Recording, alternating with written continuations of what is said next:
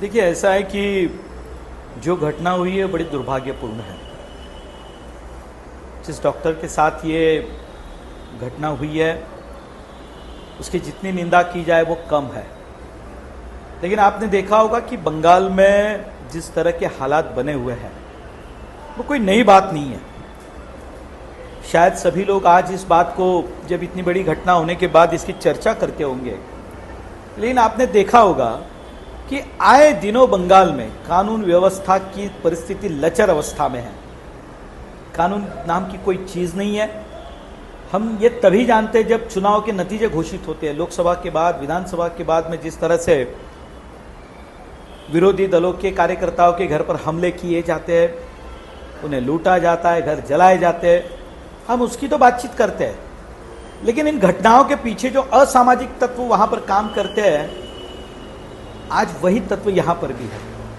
क्या है, देखिए, मानसिकता जो बढ़ी है ना, वो मानसिकता कभी कभी इतना क्रौर्य रूप धारण करती है और ये समझ में नहीं आता ये कौन सी विकृति है ये, कि जो इस तरह की घटना करने का उनका मन होता है।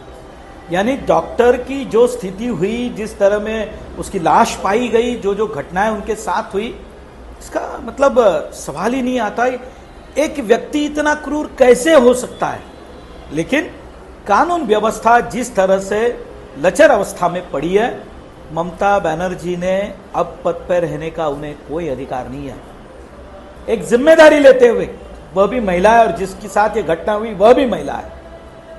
और कानून व्यवस्था के बारे में जब बंगाल के बारे में कहा जाता है तो ममता बनर्जी सिरे से नकार देती है। इसलिए मैंने कहा यह पहली घटना नहीं है और इसलिए ममता बनर्जी ने इस बात के लिए अपने मुख्यमंत्री पद से इस्तीफा देना चाहिए। यही हमारी उनसे मांग है। उग्रवादियों को अभी तक जिस तरह से जो उन्होंने जो घटना में जो फोटो सामने आई है लड़कों की जिन्होंने तोड़फोड़ की है, उनकी गिरफ्तारी अभी भी नहीं हो पाई है। क्या लग रहा है क्यों इतनी देरी है जब ये सब कुछ सामने है? नहीं, ऐसा है, देखिए, ममता बनर्जी अपनी भूमिका तय नहीं कर पा रही है। वे हमेशा एक अलग तरह का अपना रूप दिखाने की कोशिश करती है। जब हिंसक घटनाएं होती है तब ममता बनर्जी कोई भूमिका नहीं लेती। शायद उन्हें लगता है कि ये वोट बैंक उनसे खिसक नहीं जाए।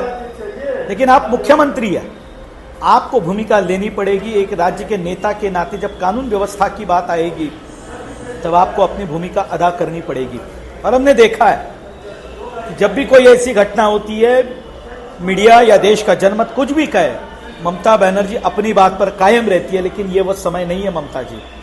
जो घटना हुई है उस घटना ने पूरे देश को झकझोर कर रख दिया है।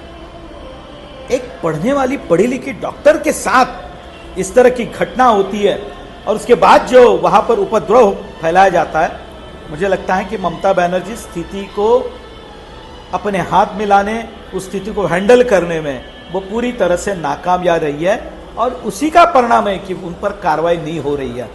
वरना बंगाल पुलिस के लिए कोई बड़ी बात नहीं है, उनके फोटोग्राफ्स अवेलेबल है, घटना उनके सामने हुई है, क्या कठिनाई है उनके पास।